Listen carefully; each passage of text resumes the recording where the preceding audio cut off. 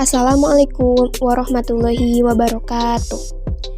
Kami dari kelompok 1 ingin menyampaikan materi tentang sejarah, arti, dan peranan penyimpanan. Siapa aja sih penyampaian materinya? Yang pertama adalah Novi Aulia, dilanjut dengan Nandito Akmal Khairus, ketiga Mira Aulia, dan yang terakhir oleh Siti Sumiati. Yang pertama yang akan dibahas yaitu arti dan lingkup penyimpanan. Apa sih itu penyimpanan? Penyimpanan adalah tindakan pengamanan barang karena sesuatu tujuan atau harus ditahan beberapa waktu sebelum dijual, didistribusikan, atau proses lebih lanjut. Penyimpanan selalu terkait dengan waktu, maka berbagai kemungkinan, terutama perubahan yang tidak dikehendaki dapat terjadi selama berjalan.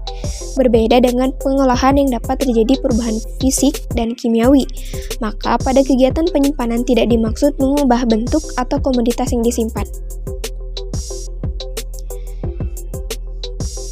Nah, jika ada suatu komoditas pertanian yang meningkat mutunya karena disimpan, maka penyimpanan tersebut lebih bersifat sebagai proses penuaan atau aging. Lingkup penyimpanan mencakup semua perlakuan terhadap komoditas sebelum, selama, sesudah penyimpanan, serta sistem pengelolaan komoditas harga, tenaga, fasilitas pangan, dan dana terkait. Nah, yang kedua yaitu berbagai istilah. Istilah gudang dan juga penggudangan dan orang asing menggunakan istilah godown atau gudang. Dalam bahasa Inggris dikenal beberapa istilah yang berkaitan dengan penyimpanan, seperti store, storage, warehouse, bin, silo, dan terakhir elevator. Di sini ada beberapa contoh kerusakan dan kehilangan akibat kurangnya penanganan sebagai berikut.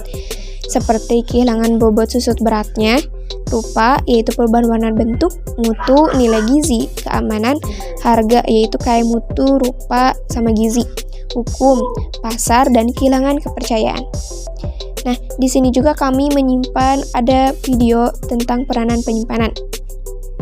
Untuk peranan penyimpanan ini ada dua, yaitu satu peranan bagi petani dan terakhir peranan bagi industri. Selanjutnya akan dijelaskan oleh teman saya yaitu Nandito Akmal Khairus. Pengembangan pesat dalam bidang perdagangan komunikasi dan transformasi ikut meningkatkan peranan penyimpanan. Penyimpanan dianggap salah satu tata niaga yang penting, terutama di terminal industri, baik di tempat penitipan atau penerimaan barang. Sarana penyimpanan diperlukan beberapa tempat, seperti pelabuhan pasar, lapangan terbang, pusat industri. Jasa penyimpanan. Di Amerika Utara, orang mengenal elevator sebagai tempat pembelian dan penampungan hasil panen dan petani, juga sebagai pusat distribusi biji-bijian. Elevator adalah tempat penampungan dan penyimpanan komunitas biji-bijian. Biji-bijian tersebut dibersihkan, dikeringkan, dan disimpan dalam kompleksi silo. 4. Peranan bagi negara. Sebagai stok nasional, persediaan keadaan darurat, menjamin stabilitas harga dan ekonomi, stabilitas sosial, politik, dan keamanan negara, meningkatkan sumber penghasilan dan bursa negara, memberikan kepercayaan luar negeri juga sebagai diplomatik. Selanjutnya ada berbagai jenis penyimpanan. Yang pertama ada penyimpanan jangka pendek. Secara umum dia disimpan dalam jangka waktu sekitar 1 musim. Yang kedua ada penyimpanan jangka menengah. Penyimpanan ini dilakukan lebih dari 1-2 tahun. Yang ketiga ada penyimpanan jangka panjang.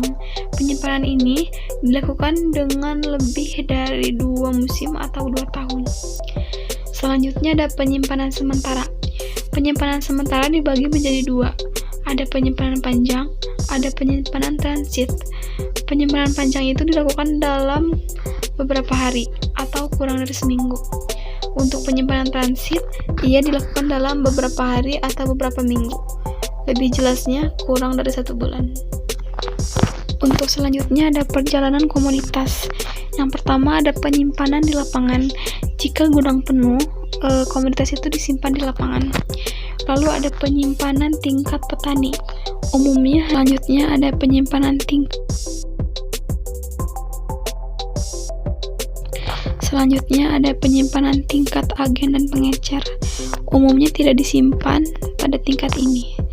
Lalu yang ketujuh ada penyimpanan tingkat konsumen akhir.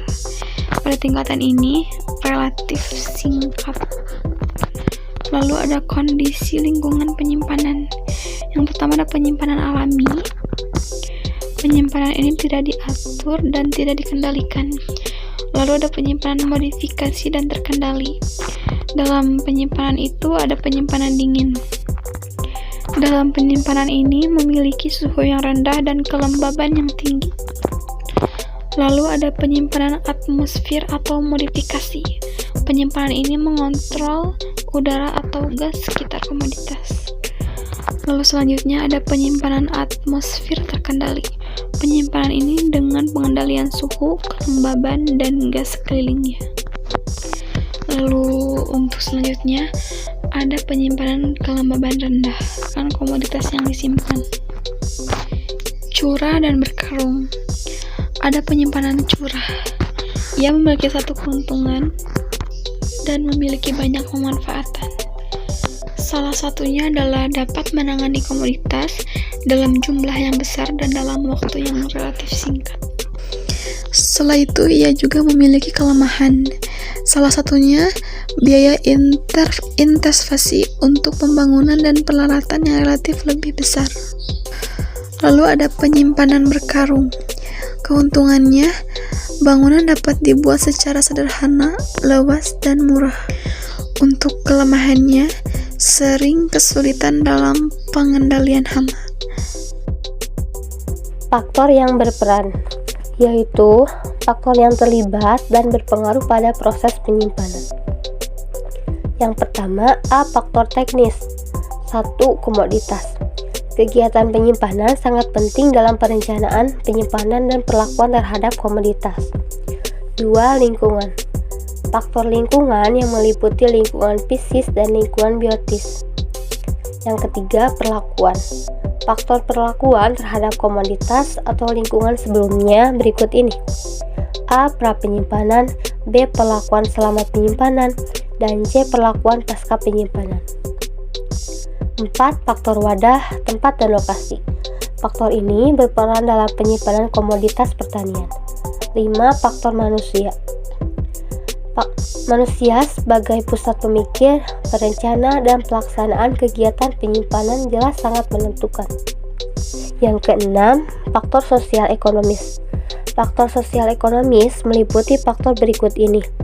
A. Pola usaha tani, B. Pola pemasaran atau tata niaga, C. Keuangan atau pendanaan, D. Kebijakan pemerintah, dan E. Keamanan. 7. Keterkaitan. Faktor-faktor teknis dan sosial ekonomis tersebut saling kait-mengait. Salah satu faktor akan mempengaruhi faktor yang lain. 8. Faktor waktu. Faktor waktu berpengaruh terhadap proses fisik, mekanis, dan kimiawi. Selanjutnya, B. Pra dan pasca penyimpanan. Yang pertama, 1. Pra-panen. Faktor yang mempengaruhi mutu komoditas, terutama daya tahannya. Yang kedua, pasca panen. Pasca panen termasuk kegiatan panen dan sesudah panen, tetapi sebelum komoditas disimpan. 3. Selama penyimpanan. Faktor yang berpengaruh selama penyimpanan meliputi faktor wadah, tempat penyimpanan, perlakuan selama penyimpanan, modifikasi udara, faktor biotis, lingkungan fisik, hama, dan nirahma. Yang terakhir, 4. Pasca penyimpanan. Faktor pasca penyimpanan meliputi cara penanganan termasuk cara penyesuaian setelah penyimpanan dingin.